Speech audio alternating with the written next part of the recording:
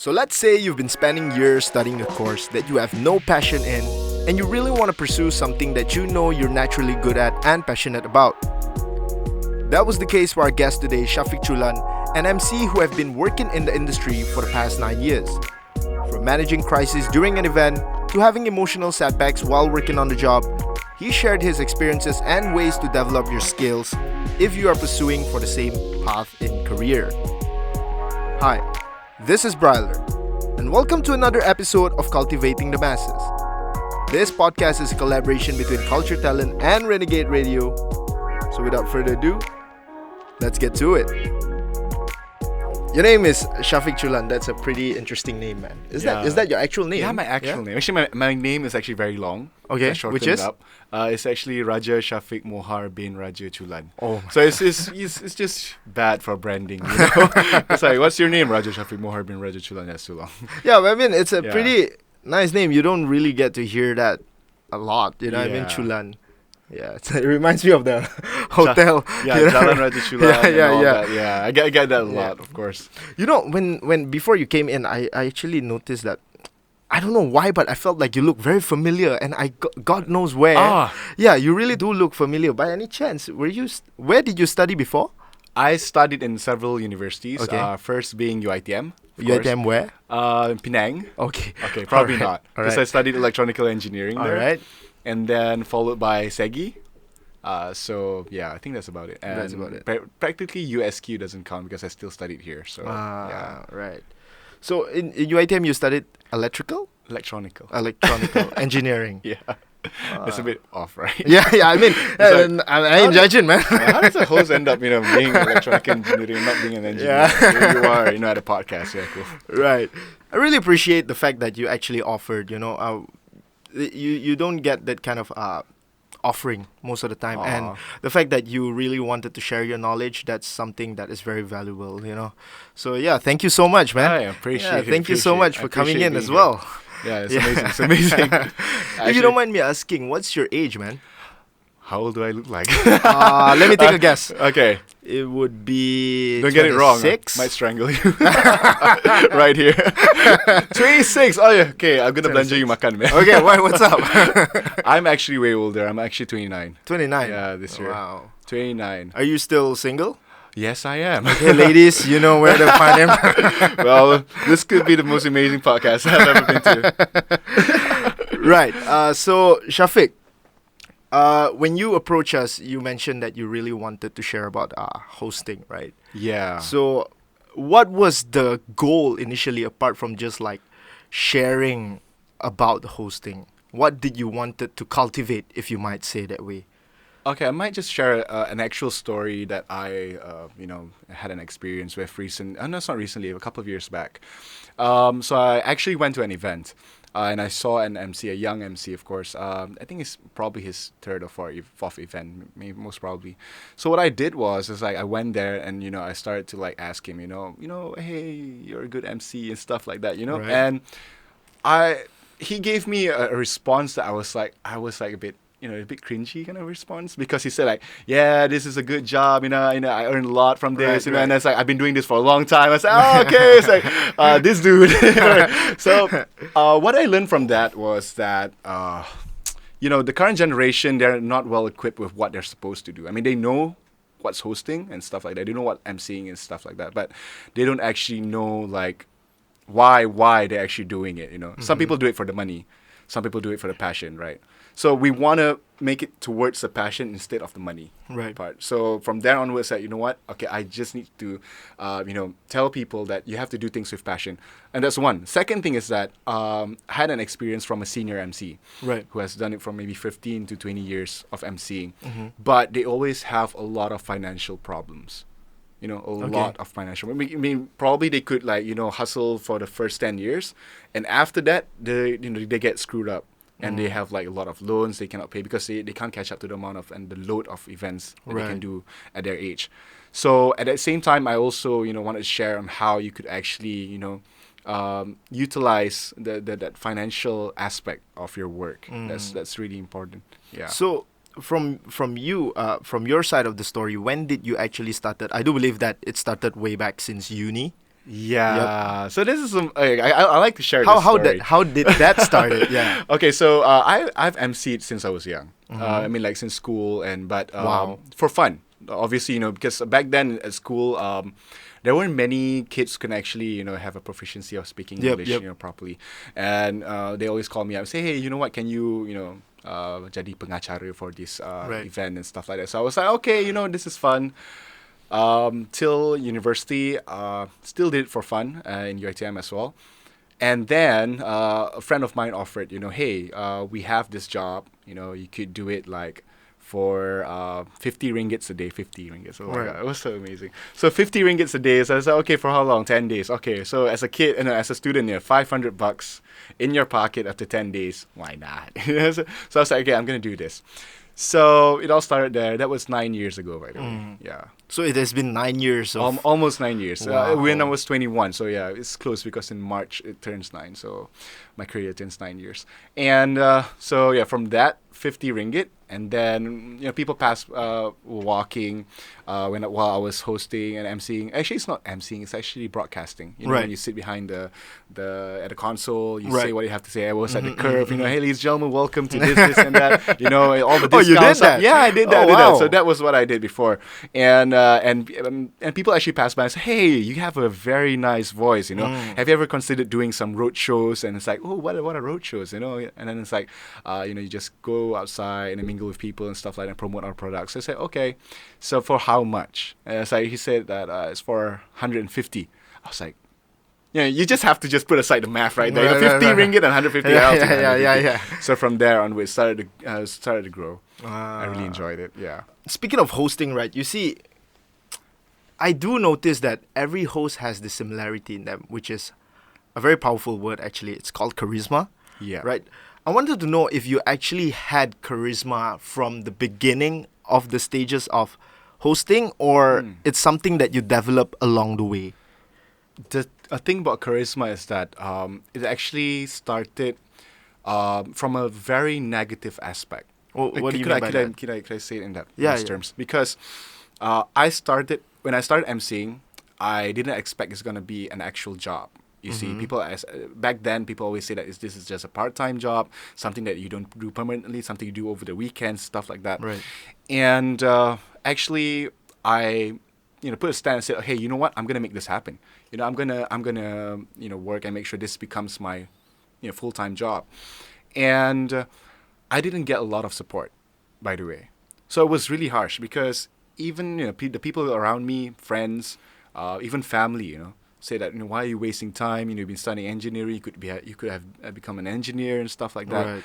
So that actually motivated me to Move even more further ahead, and to prove to people that you can do out of something that you're passionate about. Right. So it was crazy. So even my mom was Oh, wow. she was like, no, hell no, Yeah. you can't be a MC full time. Right. Your neighbor's a freaking engineer, and then damn. your siblings are accountant, blah blah blah, and so It's the Asian mentality syndrome. yeah, but of course, being a Muslim, I told my mom, the only thing that I would request from her is to actually give me the risk to the do blessing. it, the blessings to do it, of course. And she said, yes, okay, you know what, just do it. But if you fall, don't complain. Right. That's one thing that she mentioned. So I was like, okay. Then the thing is that it became charismatic is because when you want to push yourself at a time where you only earn probably 2,000 ringgit for like 4 months or 3 months, that was harsh, right? Man. Especially right after when people are just finished university, you earn you're 23 and you're earning really badly. So you start to find ways, and you know what, you need to create that spark in you in order to start. So I started to do a lot of weird things. I mean, to promote myself in a sense. I actually made profiles and go to every single company there is, every single and then to just hi, I'm an MC. If you feel like you wanna you need an MC for your next event, please call me up, and stuff like that. And I posted on Facebook and stuff like to get all this thing noticed. And in regards to charismatic on stage, that has always been existing since the day that I started. Yeah, because I enjoyed it. You know, I enjoyed. And the one thing that the reason why I became an MC is back in UITM, when I went on stage in front of thousands of kids, right, back then, and it was for a dean's, event, something like that. Right. Okay, and I noticed one thing that was really strong is because I didn't have stage fright. Mm-hmm. So that's one thing that's really cool. I was like, hey, when I'm on stage, you know, when you get butterfly in the tummies and stuff like that? Right. I don't. So yeah, I came out, I was like, Yeah, I like how calm you said, I don't. I'm here. So I was like, this is amazing, you know? Right. And I could just speak without having any trembles and stuff like that. So I noticed that was like some, a very strong point. So I became in love with talking in front of a lot of people, you know, something that's really cool. Yeah, that is really cool. But I want to go back to the part where you actually said you distribute like a bunch of brochures, is it? Yeah. No, it's actually my profile. Yeah, your profile. It was hideous. I had a picture I will show you guys. It was bad. You know resumes? Right. Yeah, I tried to make something like a resume with words, okay? Right. I didn't know shit how to do like, a proper profile back then, you know. So what I did was like, hey, you know, just pakai words and stuff like that with my picture like, on the mic, and then like date of birth, age and whatever, all that. So it's a resume, but more of like not what you specialize in, right? Yeah. Yeah, I want to ask a question. Like, do you remember the amount of company that you actually distributed to, or was it like it was massive? I can't even remember. Yeah, it was tons. I would say a lot. I really can't remember. It was crazy because but the amount of feedback was little. Because I don't think back then corporate people were actually like, you know, hey, they will only hire you when they need you, you know. Right. So they will only approach you and plus back then I didn't have a video to actually showcase myself, you know, what I do. So people wouldn't, you know, what is this kid doing? You know, just sending his resume, what he wants to apply for, janitor, but I don't know, right? So most probably, so I don't know. So they weren't interested, but there are a few that came back, you know, and that comes to the second part of my story, which how I boosted myself in the MC industry. Right, share with us that one. Yeah. The amazing part is that I would tell you right now, I've done like throughout the 9 years. 4 years back, I have done 110 to 120 events in a year. Wow. Yeah. So that's the crazy part. Ooh. So 110 to 120 events in a year. And this all started with a man, which the office was just behind here. Right, okay. And his name is Norman, and he's absolutely amazing. So the thing is, he knew I was a new guy. Mm-hmm. He knew I was a newbie. I had no chance of doing anything that was big. So he came and he's like, hey, I know you're new. I want you to do something amazing. Okay. So I was like, okay, so I'm giving you a big event to do.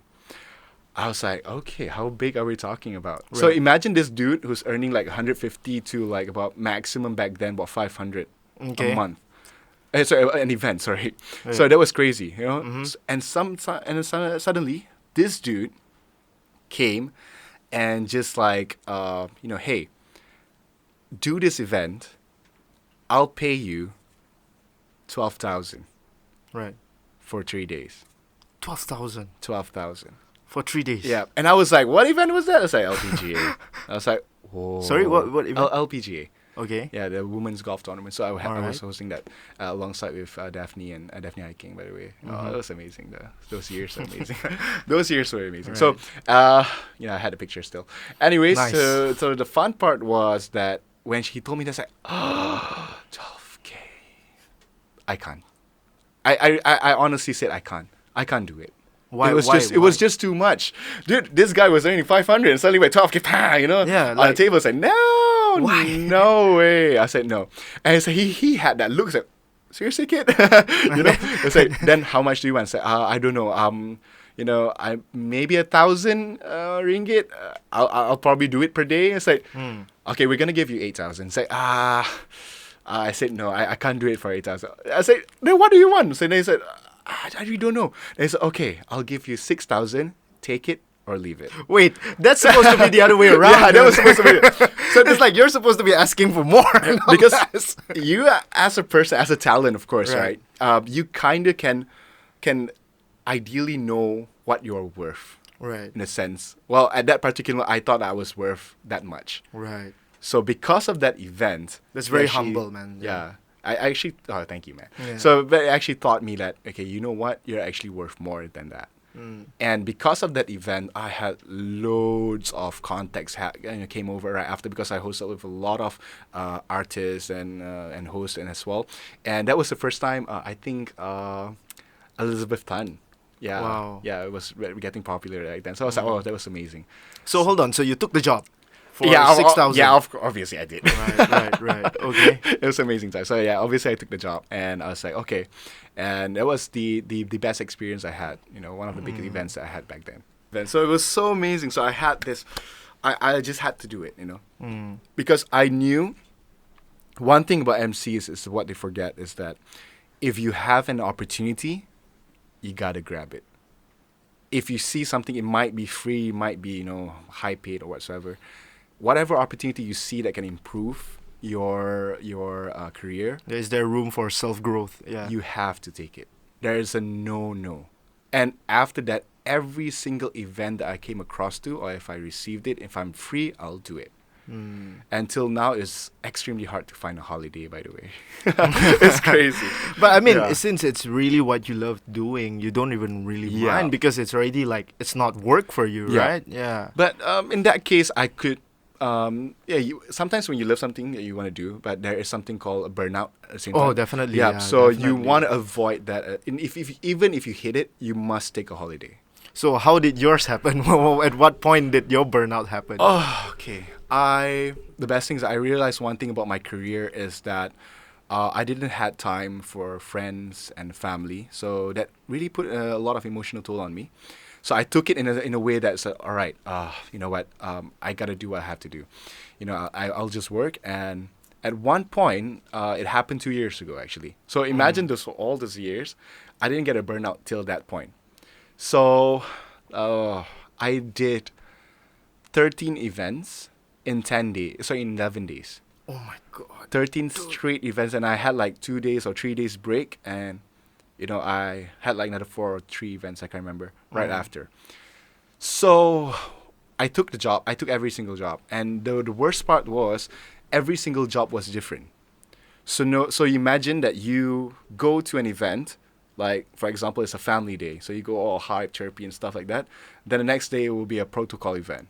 So you be all formal and stuff like that, and then followed by another wedding. You know, go all happy again, and then you know this and so on, so on. So at one point, at the second last event, I think, or the last event, I actually damaged my throat. Oh. Yeah. So you know, you start to have like really bad, you know, your voice can't project, and Right. luckily I could change my voice. So I changed to a different voice to just, you know, to be just to be able to speak that night. And right after I went to this specialist, and they said that, look, your throat is in a terrible condition. Oh my god. Yeah, man. if you push it just like another few more events, you're gonna be, you know, mute. Oh my god, dude. Now that was really bad. So you had those really inflamed throat. It was super Right. red. You can't speak at all and stuff like that. So he said, you know what, take 2 weeks off, and do not speak at all. And you know, and other prescriptions, don't eat this, don't eat that, and stuff like that. Right. So it was really crazy. So from there, I was like, then I had a burnout. I was like, when I came back to events, like, you know, that kind of thing. Oh, I'm so tired. And I took another holiday. Shit. So, I mean, yeah. it's up to the point where your throat is in that condition, Yeah. man. You must have really loved this job. Yeah, I really love that job. So Yeah. So that's the thing. But at the same time, you need to, you know, control yourself. Yeah, learn even though how you- to balance. Yeah, Yep, balance. yep. So after that was much more okay, because I found out ways to go for vocal class to actually control your vocal, so that you don't, you know, strain your throat and stuff like that. Right. And it was kind of cool. So right after, yeah. Knowing that hosting, right, it really requires a certain amount of communicating skills, right? Alright. I was just wondering if you actually met someone who started off without having a good communicating skills, but eventually making it into a good host, right? Do you know anyone particular, Trying to remember. or they just naturally have good communicating skills? Probably most hosts have good Yep. communicating skills. They have to have it, I think, in a sense. But starting from zero, I think I've met like a few people. I can't remember the name though, because MCs you meet thousands Right. of people every week. But you've met someone like that. Yeah. So the thing is that if I remember and recall his story, it's like Yeah, that's great because yeah, that's where we're about to get he into. is an introvert. He doesn't, he's extremely shy. He gets a lot of problems, but he really needed money back then, so he pushed himself to actually, go on stage. But he told me that whenever he goes on stage, he shivers. You can Man. see his legs shaking whenever he goes on stage. And the worst part is that he gets a lot of backlash and a lot of complaints from clients and stuff like that. But that didn't stop him. So what he did was to improve his communication. He did a lot of events. He keep on doing, even though he keeps on getting complaints. I think his drive to push and also to earn at the same time, I think that motivated him a lot. So what he did was, I think back then he took a lot of classes, language classes, which was really important, I think, to improve his English, because his English was really bad. Yeah, he could speak Mandarin and Cantonese really well, but his English was pretty bad. So what he did, he took English classes, he read a lot, and a couple of years after, and I'm seeing he's doing big shows right now. Wow. I mean, I couldn't say is he on par with me or what, because he's equally good. Yep. So and at the same time, he's doing really well right now. So those are some of examples for people where they need to have a drive in order to improve their communication. But if you're saying that starting from zero, is it impossible to gain communication skills? It's not. It's just that how you can actually change yourself, Right. whether that's impossible or not. So if you don't have the drive to change yourself, it's not gonna work. It's not gonna work. Seriously. So, but it's something definitely attainable, right? Yeah, it's it is just attainable. it just goes back to how are you looking at it? Do you really want it that bad, or do you not want it? That's just the difference about it. True yeah. that. And the best thing about it is as well that I actually had communications problem. So since Which I was is you're speaking very well. well, you're hearing the English side of me. Right. So yeah, so back then, okay, I grew up speaking English all the way because my mom couldn't speak in English. She's Burmese, so she couldn't speak English at all. Okay. So she couldn't speak Bahasa at all. All right. So it was a major problem for all of us in the family back then. So she took the liberty of learning Bahasa. But it took some time for us to actually catch up. So imagine when you're doing homework, biasa sekolah dekat sekolah biasa lah, but it was so hard. When you go to school and you speak English, and people say that, budak ni budget mak saleh. Yeah, right. This guy, macam, okay, all right. And you pun tak faham, what? But after a while, you catch up. So, but anyways, to learn bahasa, it was such a hard thing back then, And my mom and me were like sitting down. Both of us were doing the homework together, to learn bahasa. And when she went to the market, she started to, improve her bahasa a lot. And we slowly coped up. But for me, my bahasa was just at bahasa bercakap je lah. My exams were terrible and stuff like that. It was bad. Anyways, so this is something that I had a problem with during emceeing. So I started my emceeing always in English. Whatever I do in English, and I had to do my first wedding in bahasa. And I have no idea pantun or whatsoever. Right, all because those, that's what they do. Yeah. And how to actually converse properly. And when you go to a wedding, especially a traditional wedding. Right. So it was really tough. So I had to I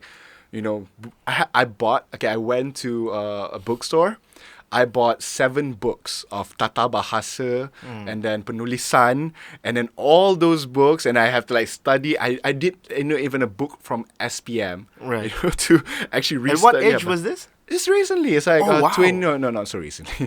23, 24. Okay. Yeah, around that. Right. So 5 years ago, I was like, I gotta learn this. I gotta belajar bahasa and I do tata bahasa, and I read every single pantun. I opened every single YouTube on how to pronounce a lot of words properly. And tak jadi macam Mak Saleh say tuan-tuan dan puan-puan, selamat datang ke majlis. It won't be fun. People like apa hal budak ni kan.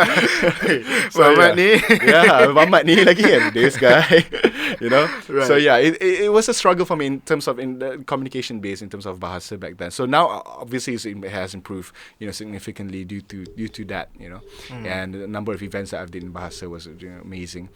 So I struggled too You know, so it was not just something that macam, Right. you know, you have to like you know, start from zero, and then along the line, even if you're a professional MC, you also encounter that as well.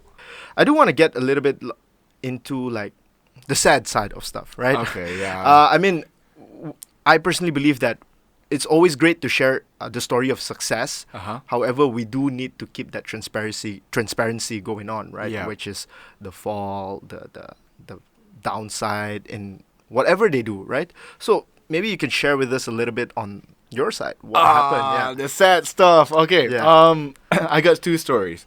Okay, so the first You one. have all the time. Yeah, to I speak, right? have. Okay, fuck this. I'm going back home. No. Okay, this is the funny part. Okay, I was engaged before when I was 25. Okay. Okay. So this is the peak, the start of my wedding MC career. So I was getting hired by a lot of, wedding decorators and planners and stuff like that.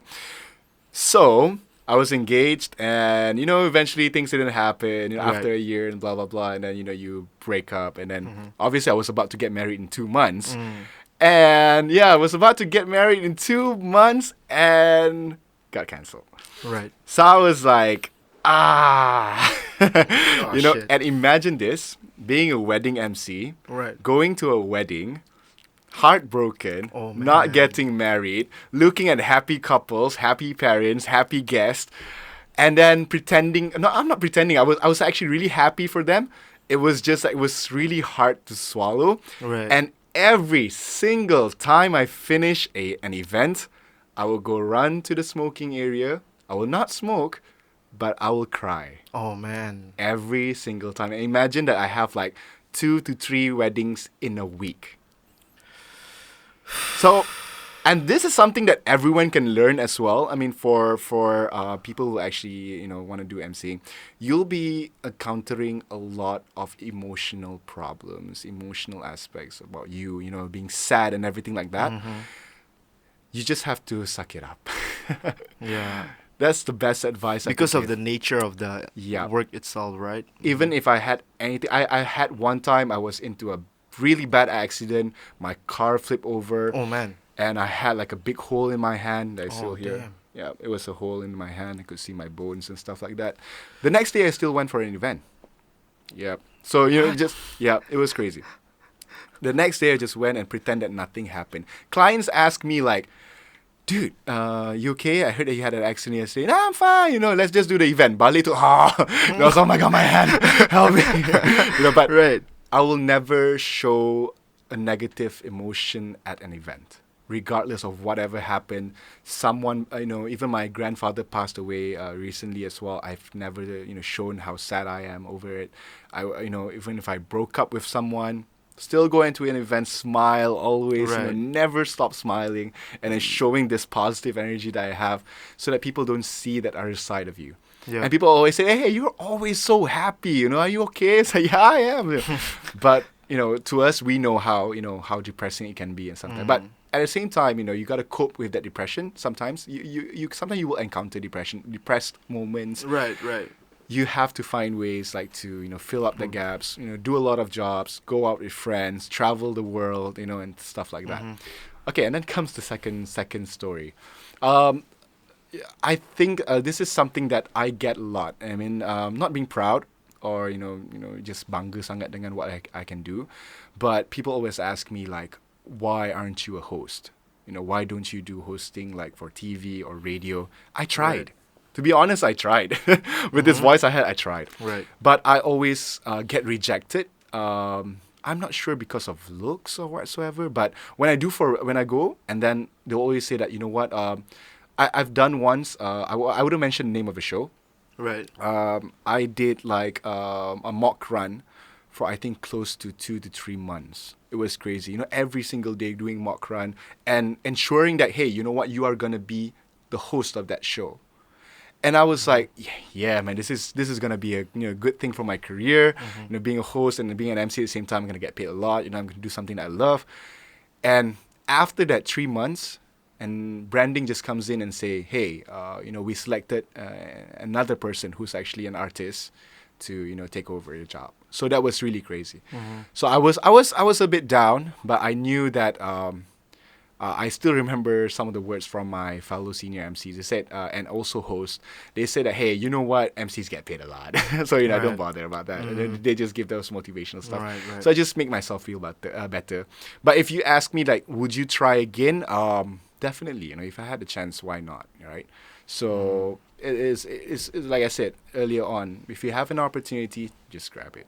If they say, hey, you want to try for a host, do it, Yeah, so things like that. But those are some of the sad moments. Right. Yeah, definitely. At one point in time of your career, right? I'm not too sure, to be honest. Whether, right. I do believe, like, I myself as a host of this show as well, right? There's some point in time where I really have no idea and I really feel very nervous about what to say and whatnot, right? Mm-hmm. So this is coming from me myself. How do you usually overcome that overwhelming feeling whenever you're in a conversation or doing your job here, and then suddenly there's this huge feeling that you can't get your head out of it? How do you overcome that?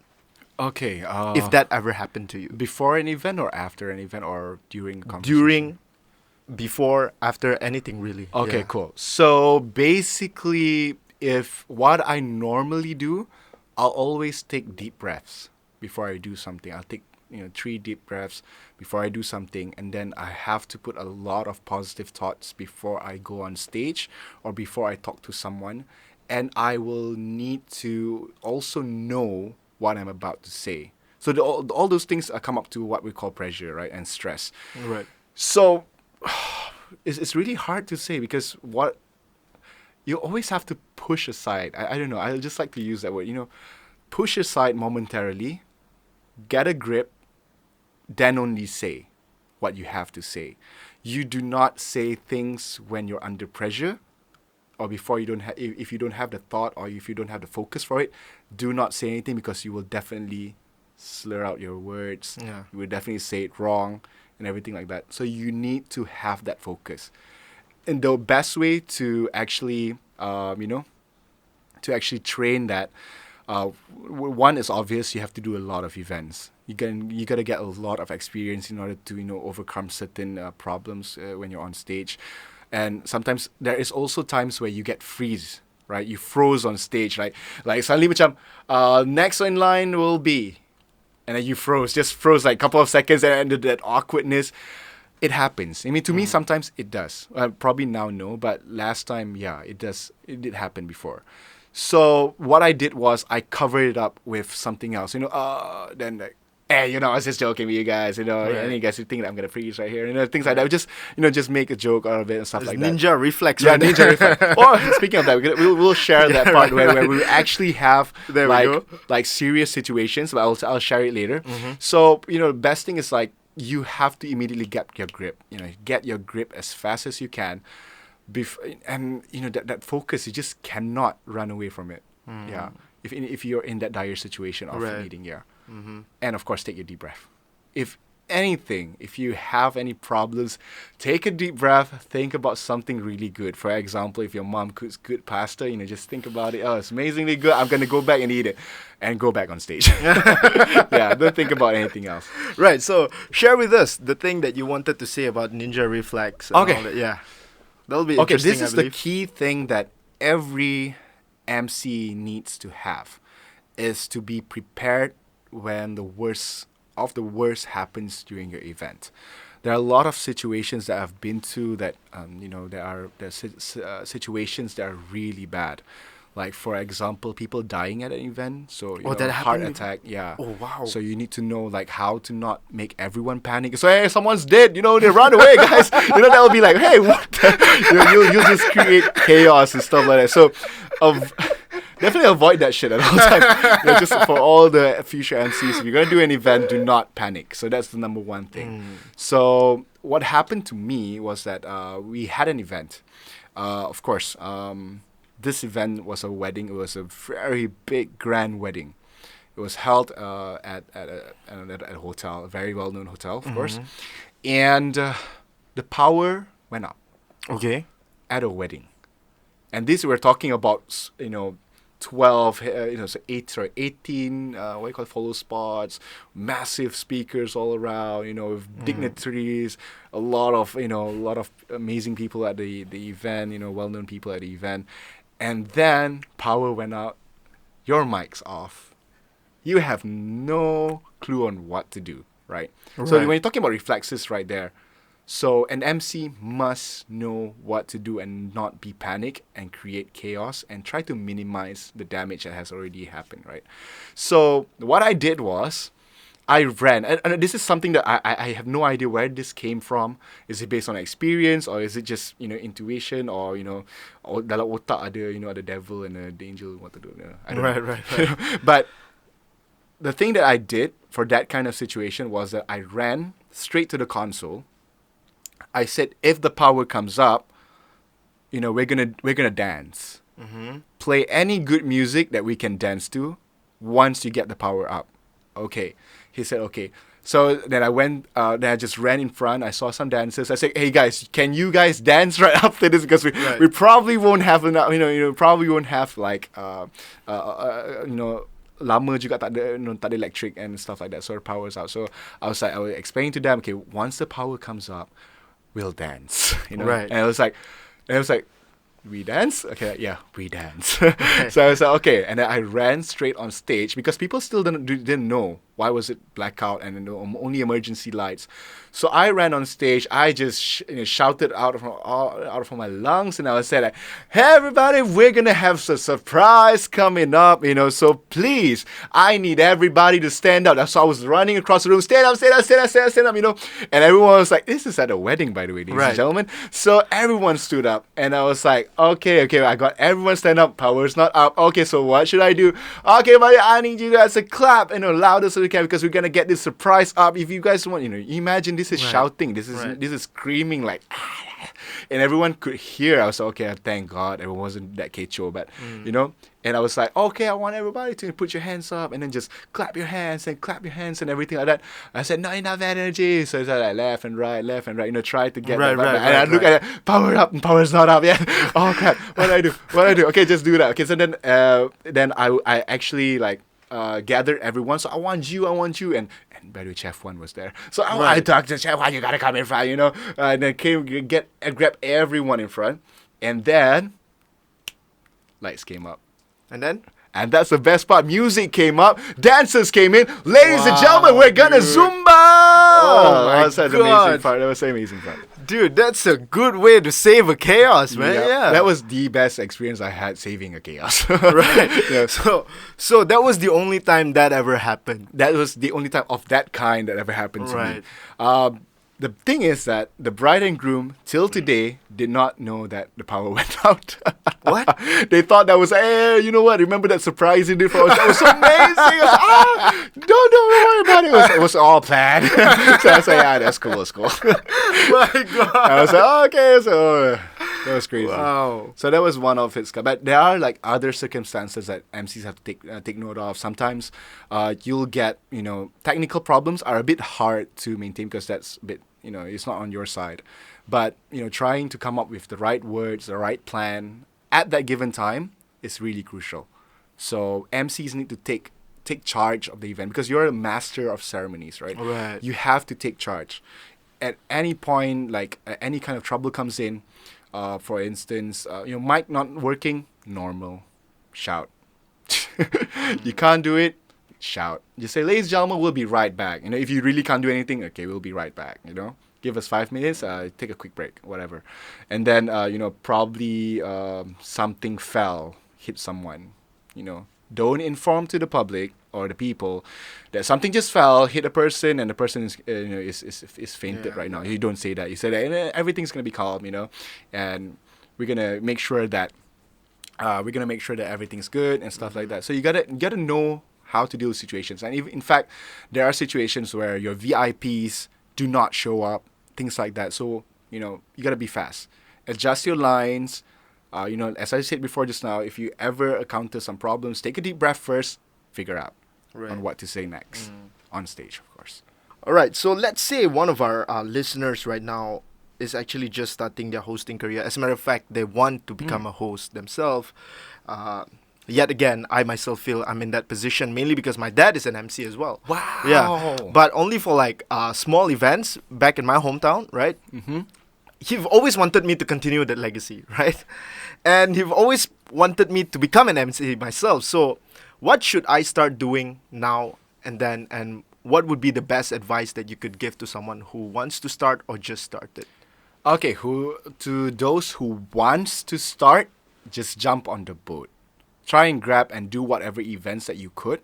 Like if you feel like, because you cannot read or watch through YouTube. I mean, you probably could learn something, but it would not actually give you the best experience for you to actually start your journey as an MC. You have to actually find probably your friend's wedding. Probably weddings are not a good idea because you might screw up. But you might probably want to find places that have like an event. Try and find small events to start with, or even broadcasting or anything related to events in order for you to be able to jump on the boat. And people will actually notice you. And this is what I always get, because I do get MCs or people who actually just started. And what I did was, they will ask like senior MCs, like for instance, I'm not a senior MC, I'm still 9 years, I don't know. So they will ask me like, okay, hey, I wanted to be an MC. What should I do? I said, give me your contacts. I'll pass you a job. I was like, wait, what? Right. Passing me a job. Okay, you mean I have to start now? I said, yeah, you start now. This is an opportunity. You got to grab it, right? So immediately, and that person right now is doing he's doing his first few jobs. It's amazing to see. He got a job for some. Is it a concert? A very small mini concert that he got. So it was like he started from there. So the idea is that you have to embrace and just experience the thrill of being on stage in order for you to actually start something like that. Yeah. So find jobs through a lot of means. There's a lot of places that you could actually find. There's one group in Facebook who actually always promotes. It's called MCs of Malaysia. Oh, wow. They actually promote a lot of jobs there for you to actually be able to grab. And sometimes they open jobs for people who are actually new, who have zero experience, to actually try out. Of course, the pay is not going to be extremely high, but you got to start somewhere, right? Right. I started 50 ringgit. I started free events. I did some events in clubs as well back then. So you gotta jump on the boat, in order to start. For those who have already started, you have to always improve. Like day one, you're doing probably this show. You gotta ask feedback from your clients and say, hey, how did I do?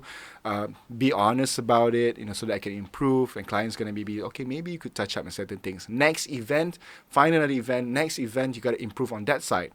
Ask the client again, did I improve this side? Yeah, you did okay. Probably you could improve this side. All right. Then you have to find a mentor. So even after you've done a lot of jobs, you have to find a mentor, someone that does weekly events or has had a lot of experience in events, so that they can actually share with you the events that they could do, and at the same time the experience they have, and actually teach you some things that you might not know. Right. So having a mentor is extremely important. Even myself, I used to have I think till now they still help me out. I referred to about 6 mentors in different types of events. Okay. For example, a road show, there will be one senior MC that will teach me. In family days, they will teach me. Protocol, there was someone teach me, and weddings and so on. So you have to find a mentor right after, once you're done jumping on the boat, once you get some feedbacks and try to improve yourself, and then you have to find a mentor. Once you have that, and then you have to start to develop yourself. Because MCs on stage, you are like a representation of the event itself. You got to make sure you're well equipped in terms of your attire, your self-confidence, and then you got to improve on your language. And then comes the part where you have to know what type of MC you are. That's very important. Everyone wants to be the jack of all trades, to be able to do every single event. That is completely, utterly, not a good idea. Yeah, it's really bad. Because if you start to do every single event, I mean, like for starters, yes. Sure thing, yeah. After a while, you have to know. like what type of event. So are you a formal MC? Are you a traditional MC? Are you a protocol MC? Are you a happy-go-lucky MC who wants to have fun all the time?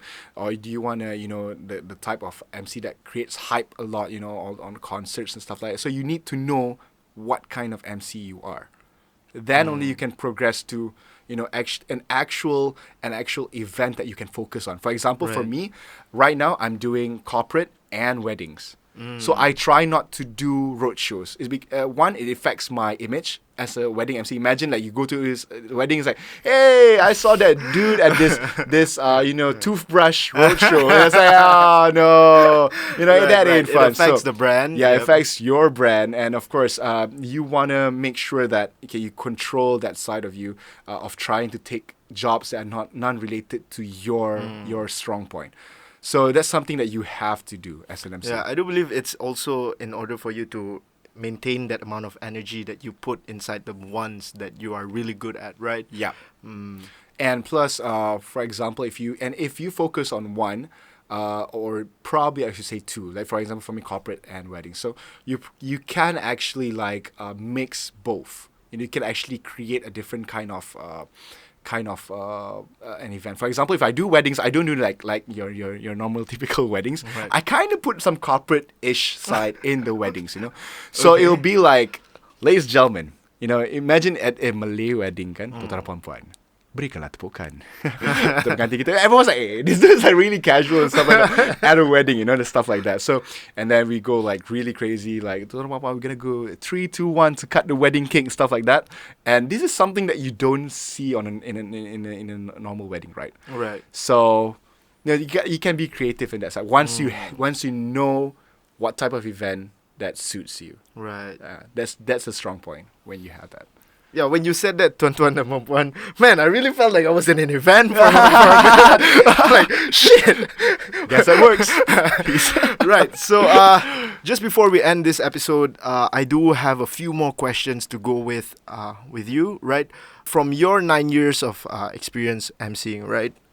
What makes a better host compared to others, from your point of view? Okay, a host needs to have an identity. Like how I progress in the wedding industry is because I'm able to conduct any Malay weddings in English. I can do bertunang, I can do nikah, as well as receptions in English, bilingual, and and I create my own vibe in that events that I mentioned. So the first thing you gotta do. What makes a good MC is that when they know their identity, they be able to have they be able to market themselves. They be able to brand themselves, And of course, it's not just about the amount of jobs that you do.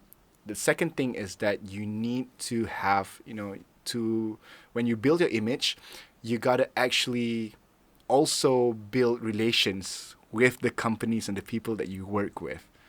And this is from the working side, So the people around you will see you as as a good figure, This guy is easy to work with. He's not a diva, By the way, divas are really bad. So new MCs try not to be a diva. That's pretty bad, because divas will not get you anywhere. It doesn't mean you earn 10K per event. Will you'll be able to demand this, demand that. You can demand, but at a certain extent. So basically, you build your identity, your image for be able to market and brand, and then you build relations with the people around you. And then the third thing is that you have to actually. Oh, this third thing is a bit hard. The third thing you have to actually. I can't remember that word. It was so smooth, right? Right. All along, and suddenly I started, because this is a very, very vital thing that MCs have to do. You must know what you're doing. Some MCs, they think that it's all about reading a script or talking. It is not about that. MCs are not just about talking, because everyone talks. If they don't talk, they're either mute or just dumb. Okay, so that's either one of it. So so you have to know what you are doing. A good MC would know the situations he's in, the things that he has to say, the surrounding that he has to control. So he'll be able to deliver, the said requests from the clients on how they want the event to be. So like I said, a lot of people might say, hey, kau jadi MC, jual liu pun dapat duit kan? Saya, it's not about that, okay? It's not about just talking. So they have to know the important role as an MC in order to be good, okay? Like I said earlier on as well, being a master of ceremonies, you have to have control. You have to know what words to say. And you have to know how to run the event as how your clients want it to be, right? I've seen some MCs, really good MCs, who run the event their way, but forgot what the client wants. For example, the client wants, chilled, mild event. He goes like, ladies and gentlemen, let's go party! Holy crap. What just happened? That kind of thing. So they need to know, what they have to do as an MC. It's very important. Okay.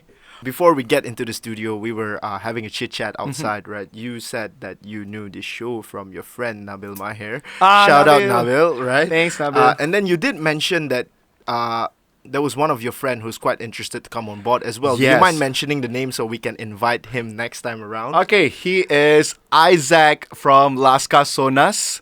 He runs a sound and light company, one of the best in the industries right now for weddings as well as corporate events. So, you might want to call him up. He's very young. Okay. And he's amazing. Isaac, we got our eyes on you, Isaac. All right, so the final question for this episode would be, where can people find out more about you and your work? Of course, it's very simple. It's on social media. They can always go to Fixzchulan. Oh, by the way, I have a stage name. Right. We've introduced myself as Shafiq Chulan, right? But honestly, for the corporate side, they know me as Fix. That's why when you see on Instagram, it's Fixzchulan. Wow. So it's Fixz Chulan. Yeah, basically that. You can find me on Facebook, find me on Instagram, and I'm always open for questions. In fact, I just did a poll yesterday, ask me anything about MCs, and there are a lot of questions right there, so I've been answering all that all day long. Or you could also find me on my personal platform, say Shafiq Chulan lah, very simple. So I have two. By the way, I did two. This is for MCs, by the way. Try not to mix your social medias. Like, you want to have one for to showcase to your clients those events, and one your personal where you can post whatever you want to post. Basically, yeah. Boom, there you go. There was a final tip by our very own MC, Shafiq Chulan over here. Thank you so much for spending your time with us today. Welcome. It was such an energetic and positive vibe right here. I think it's something to do with you, Nabil Maher. You guys bring in such a, energetic vibe, and me as a host, I'm really grateful that you guys really bring in that kind of energy because it sets my tone as well. So thank you so much for joining us this time. Appreciate it. All right, so that's it for this episode. Thank you. And that's a wrap.